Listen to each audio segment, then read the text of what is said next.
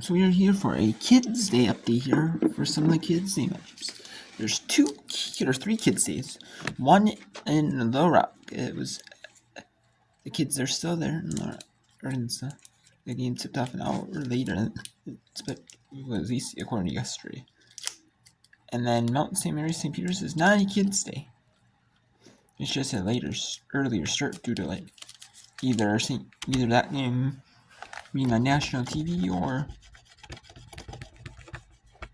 it's like CBS Sports Network or something like that, maybe possibly, or like ESPNU, maybe, or ESPN News or something like that. You never know, So let's talk about the Kids Day. And then there's these two are Kids Days. UT Ryan and Covenant Baptist is a Kids Day, and UC Ryan Long Beach Day at UC Ryan is a Kids Day. Those two, probably wouldn't get a ton of attendance, so they do put them as Kids Days. It is 44-43 Little Rock up on Lindenwood. St. Peter's up 30-29 St. Mary's. California Baptist up 8-2 on UT Rio Grande with 4:40 in the first. 4:30 to go in the first. Media timeout. 13-10 in favor of Long Beach State. 6:10 to go in the third. Media timeout. 30-29, like I said before. Does Little Rock go to lead? So actually, let's take it to Little Rock, Arkansas, where they are up 44-43.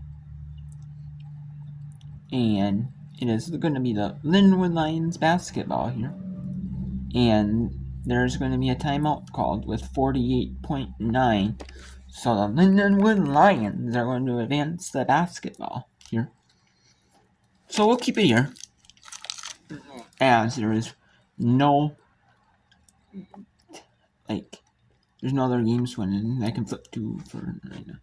Cannot flip to yet, because all the other three are in media timeouts.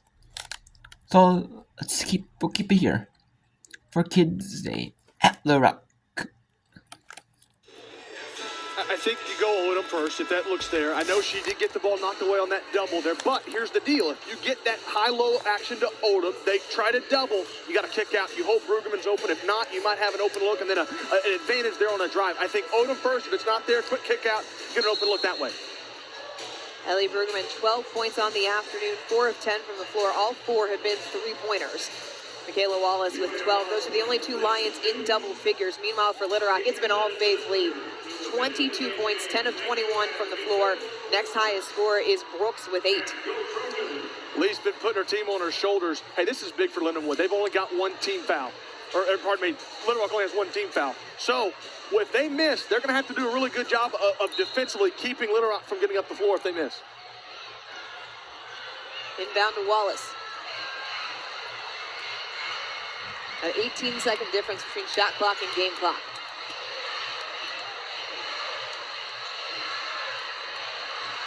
Brueggemann.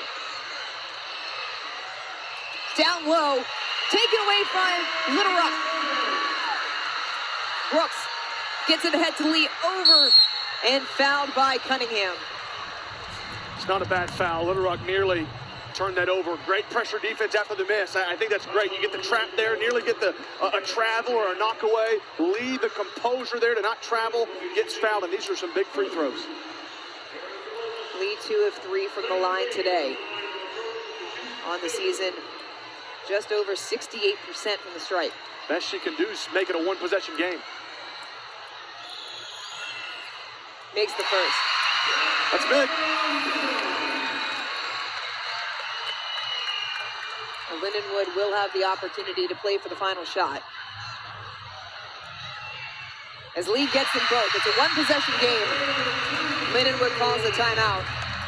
And if you're Little Rock, the goal here... And now it's Little Rock is calling... Or Lindenwood, is calling the timeout.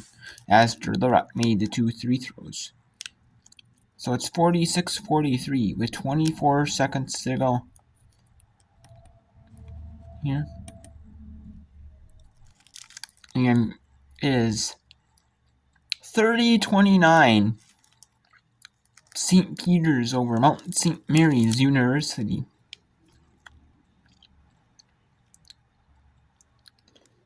And as you can see, it is not a Kids Day game because it is 1 p.m. Eastern in New Jersey.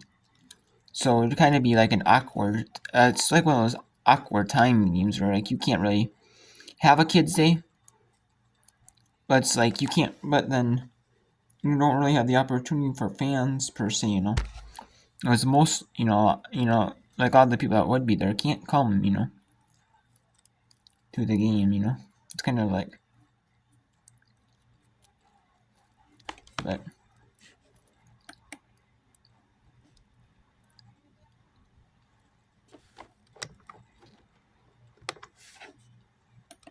play that has been decided by less than 10 points. That's the margin in the OVC night in and night out. It's frustrating if you're Coach Egan. You know your team's close. They played their tails off today against a very good Little Rock team. They just got to figure out a way to piece it together in a hostile environment. There's not a lot of room for error. And Little Rock, on the other hand, they fought as well. Coming back from behind without Harris Smith, finding a way to win regardless is always big in conference play. The timeout by Lindenwood advances the ball to the hash mark. 24 seconds left. Nearly turned over. Brueggemann, no good. Triplett the rebound, and a timeout called by Little Rock. Well, that's not a terrible look for Brueggemann. It would have tied.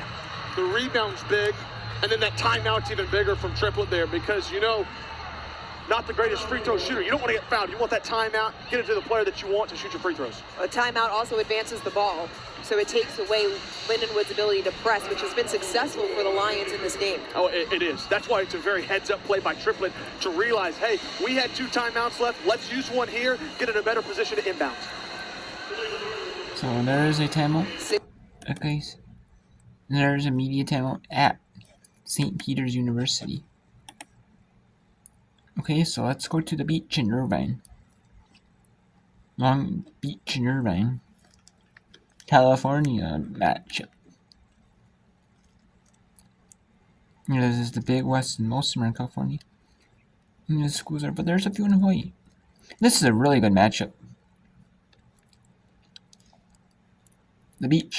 Long Beach State is 14-7, 9-2 in conference play. While UC Irvine is 10-6, 4-2 in conference play. Although that is wrong, it must be the men's score or the men's ones, the records. Because Long Beach is 6-1, 6 in Big West play. Well, it's UC Irvine is 11-6, 5-2 in Big West play. California Baptist, now you're seeing here with the Kids Day crowd, is 19-11. There's a few areas they reserve for non-Kids Day fans, but a lot of it's Kids Day fans. They could feel like late with, like a couple weeks left, they could fill it up, pretty good,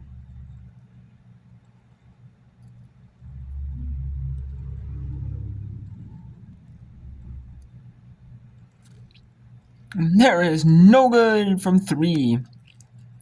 And California Baptist leads 19-11 after 1. So let's go back to Kids Day at Little Rock, Arkansas. Run over the final 2 minutes. They have outscored the Lions by 10 in the fourth quarter. They hold the 48-43 advantage, just over 12 and a half seconds to go. Yeah, and those listening, you talked about it being a 2-possession game. The reason that 4-point would still be because you could still knock down a 3 and get fouled to tie a 5-point game. That there's no way to do that. You're going to have to get a shot and then a steal or a foul and hope to get the ball back. If you're Lindenwood, what are you drawing up here in the huddle? Are you going quick 3 again? I think so. There's not a ton of plays in the playbook for scenarios like this. I think you got to have the quickest shot you can. That's a good look. Yeah.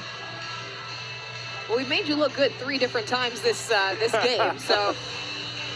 Is 4 asking too much? I don't know. You might see Brueggemann inbound and then get right back to her for a shot. Oftentimes the inbounder has the best look. It's Cunningham that turns the corner. Triplett will let her go and lay it in.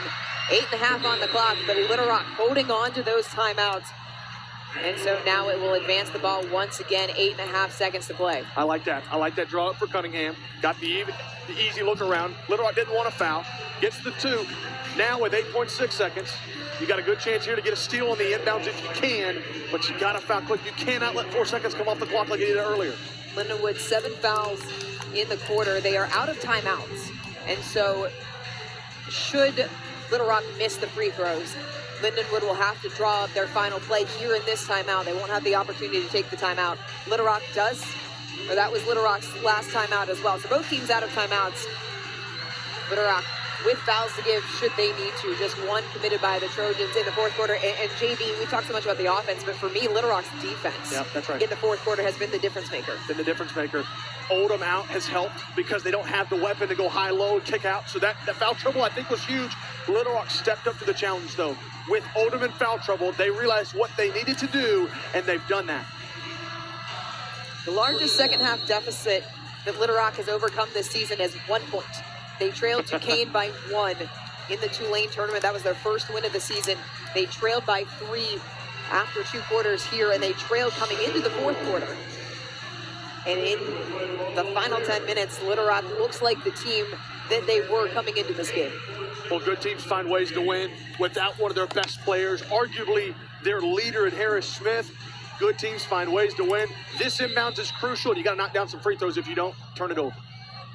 Lindenwood doubling Brooks. There's an off-ball whistle.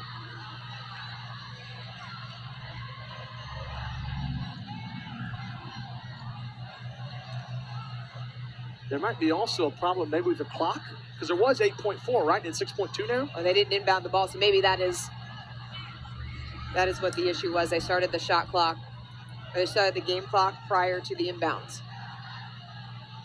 They're pulling both teams to the side.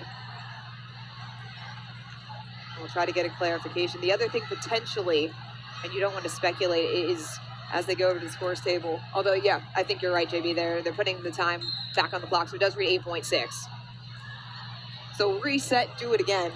But the way the Lindenwood guarded that inbound, it does look like the Lions are going to put 2 people on Jayla Brooks.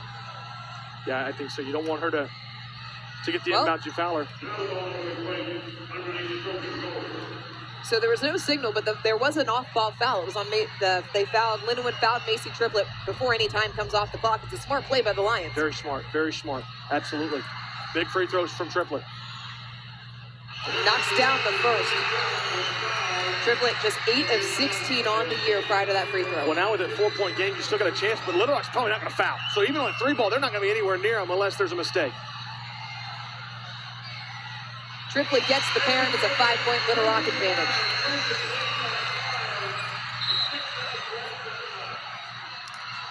And after you say Little Rock not going to foul, Faith Lee does in fact foul Wallace. Just the second foul committed by Little Rock in the quarter. So Little Rock with fouls to give. I'm glad you said that. The correction was shooting in the active shooting, or foul in the active shooting.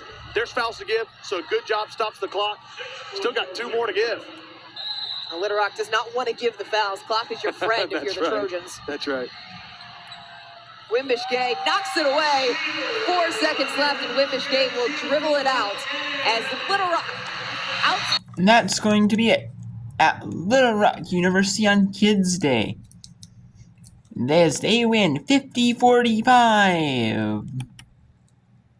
Improved to 5-2 in conference, 6-12 as their non-conference is like Power Fives,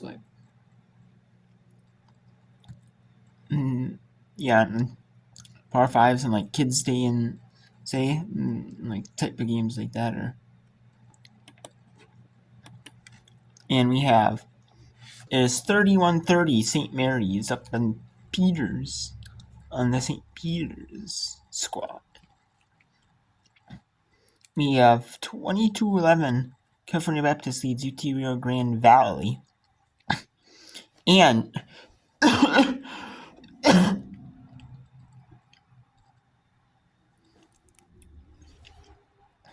make that 25-11. And now Irvine, after 18-17. Lead for Irvine over the Beach. So let's go to St. Peter's University. In this nearly empty arena, nearly empty gym, the Peacocks are down 7 to St. Mary's. 37-30 with a minute 30 to go in this third quarter. Basket and now driving to the basket. Leonard, they need it. And she got it. It's a three. That's a huge basket for Jada Leonard, but a great pass and recognition by Layla Laws. Stops a nearly 5-minute scoreless drought for St. Peter's and makes it a 2-possession game once again.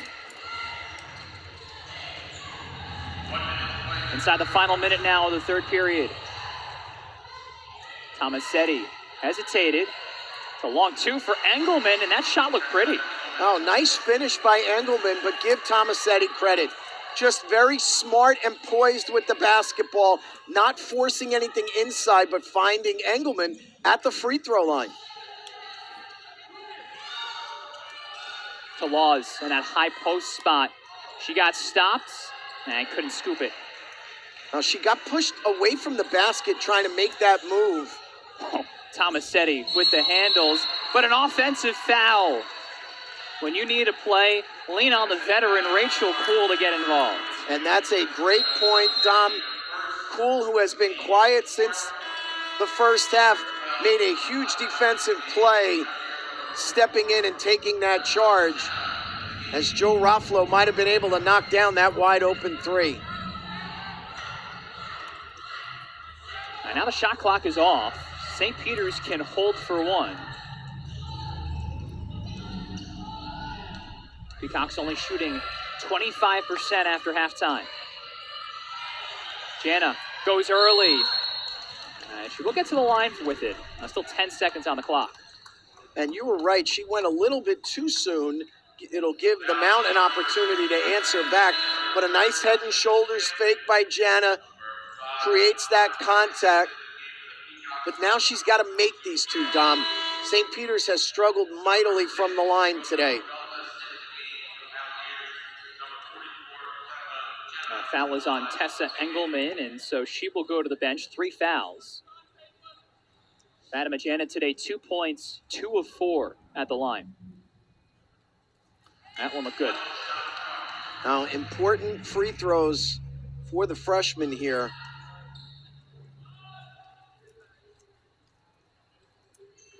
Perfect pair for Jana. Still 10 seconds for the Mount. Lee. Ruffalo. 3 seconds. Lee over the contest. She got it. And a foul.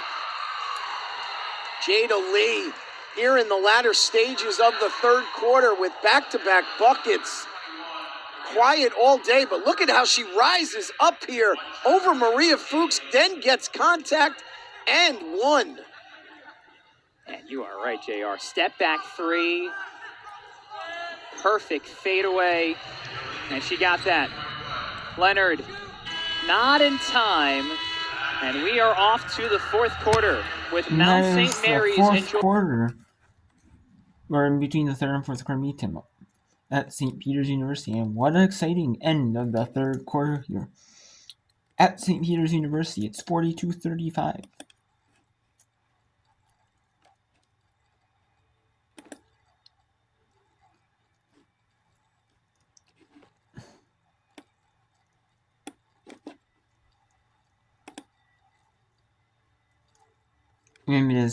Let's take a look at California Baptist in UT Rio Grande Valley. It is 28-11 here. So California Baptist is just really, really good. There's one other school that's really, really good in the West, and that's Grand Canyon. So California Baptist is playing is really good in wet play as well. And they're proving it against the struggling UT Rio Grande Valley team in non-conference. Which, you kind of throw some of them throw the record out the window, but even in conference, they're still struggling. They're 3-5.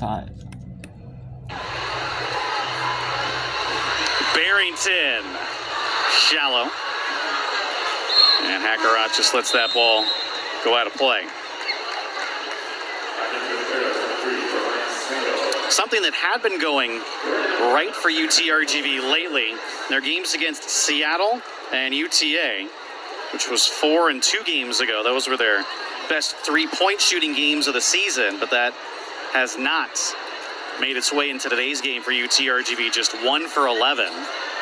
Sturdivant hands it off to Holloman. Sango to McCory, wide open look, but can't get it. Barros bounces it to Barrington, and she's called for traveling. Barrington can't believe it. Little stutter step before she dribbles.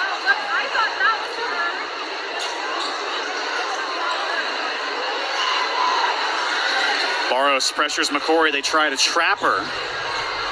The UTRGV still has possession. Holloman bumped by Barrington, and the putback's good. Barrington, of course, did not want to pick up her 3rd foul there and just let Jada Holloman get that bucket.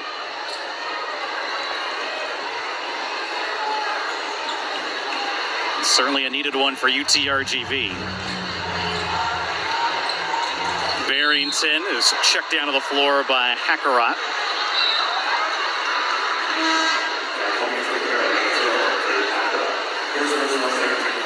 Not a whole lot of fouls so far in this one. Faith Phillips checks in.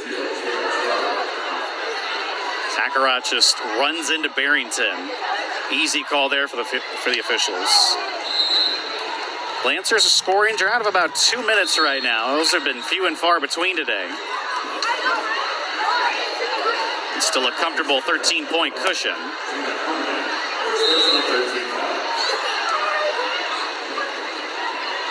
They also called a foul on Holloman. That's UTRGV's 3rd team foul. Lemon from the corner. Bosch Duran tracks down the loose ball. Barrington fakes the shot, and once again, she's called for traveling. Jared Olson now looks like he disagrees with the call. Having a chat with one of the refs. They need to clean up a wet spot on the floor. The Lancers now 17 and 2 since the loss in the WAC championship game last year. What a run it's been for the Lancers. Trying to get back to the WAC championship game this year, potentially advance to the NCAA tournament for the first time. But first things first, just take care of this homestand. They got a big game on Saturday against Stephen F. Austin.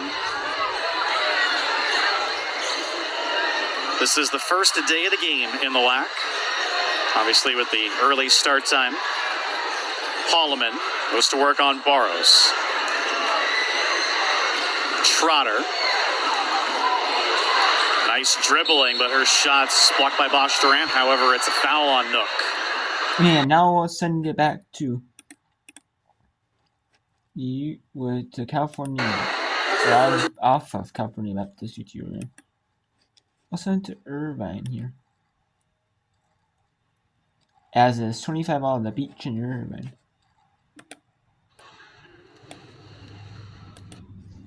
Well, actually, no, we won't. We'll send it to him. St. Peter's University, where it's 44 for Mount St. Mary's. 39 for St. Peter's, the St. Schools.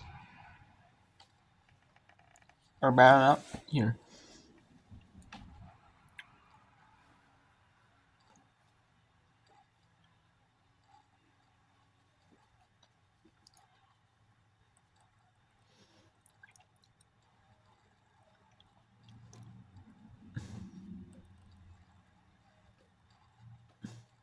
And that 3 is good for the Mount St. Mary's squad. That they need that bucket. And we'll send it to the announcers here. In St. Peter's University. And it comes up short. Now, credit Tessa Engelman forcing Jana away from the basket there. Tomasetti taking what she's given. Just could not put it in. see if St. Peter's can again try to get Jana on ball reversal in and around the basket.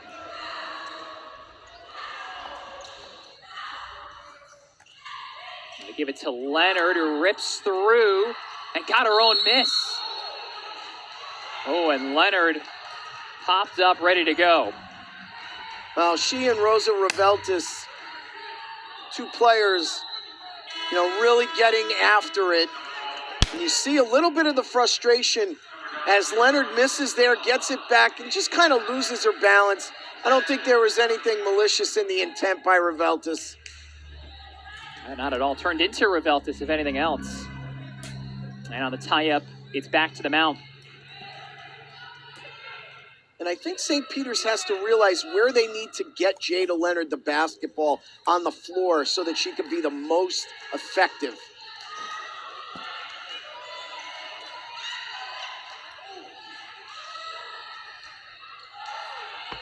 Nakia Keith in the grill of Reveltis. Again, the Mount using all of the clock, and that missed everything. Ambitious outlet from Jana with Leonard running the break, but she missed the bunny. And now Hunt, 1v2, gets some help, and Raffalo missed it. Good job by Jana to force Raffalo into a tough shot. Jana stepping in and right back to the line. You can see her energy level change from the third to the fourth. Yeah, she knows that she has to be a... Okay, so now with 6:35 to go, it is St. Peter's Mount St. Mary's 47, St. Peter's 41 and 5:55 in the fourth, 3:35 in the second. California Baptist 31, UT Rio Grande Valley 18. Now it's 21 to 3:23 to go in the second quarter. And now it's media time out here. At Irvine is up 27-25 on Long Beach State. So we will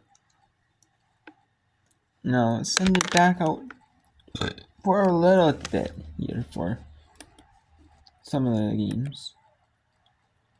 Now there's a timeout at St. Peter's University. So send out to California Baptist University, where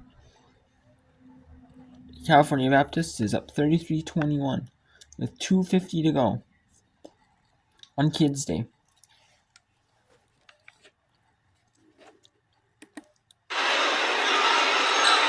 Webb all the way in. Good defense by Trotter. And then a loose ball foul. Sturdivant hit the floor. That's Webb's first of the day. The Lancers' third.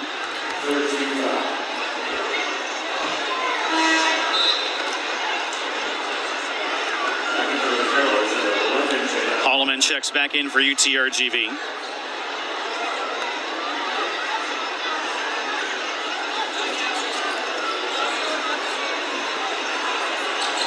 Lancers full court press. UTRGV breaks it. Trotter might have wanted to take that shot. Dishes off to McCory, and it's an air ball.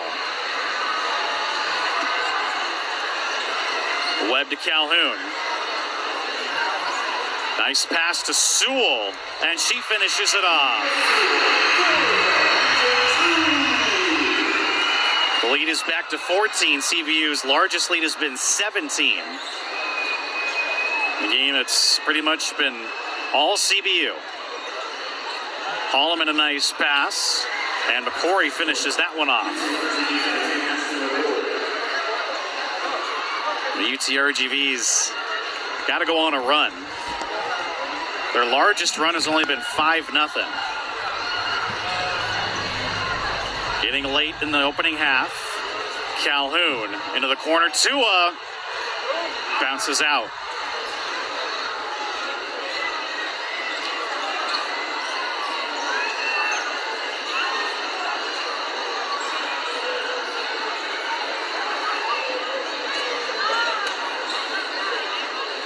Hackerot dribbles in, and her jumper's good.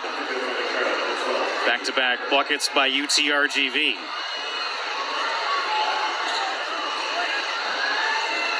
One minute to play.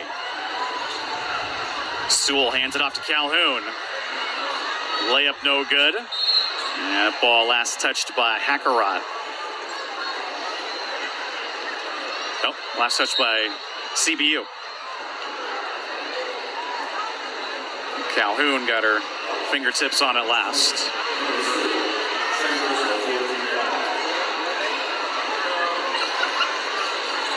Again, the Lancers go full court press.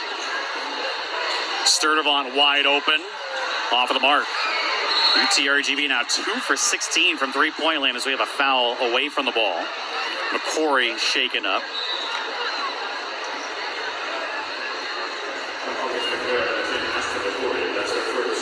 That's actually on McCory. Lancers are now in the bonus. Chloe Webb at the line. 79% from the free throw line. Still third in the WAC. Webb 21st in the NCAA in scoring. Still north of 20. It could be one of, if not the best offensive seasons in the Lancers Division I history if Webb's able to keep it up, obviously. The second one drops in. Tua forces a turnover to Calhoun. Bosch Duran, though, dribbles it out of bounds. Well, that time the full court press works.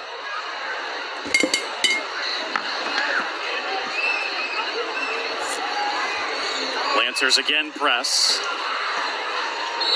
Trotter, they call a jump ball.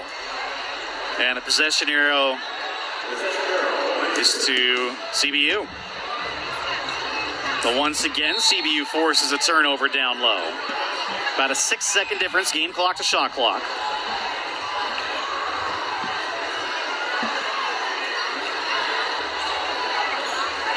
The Lancers will work down the shot clock.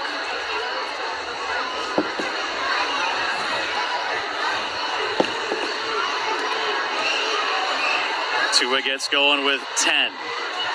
Around the pick of Sewell. Tua now needs some help. Drops it out to Calhoun. 4 seconds to shoot. Another deep tray is a swish!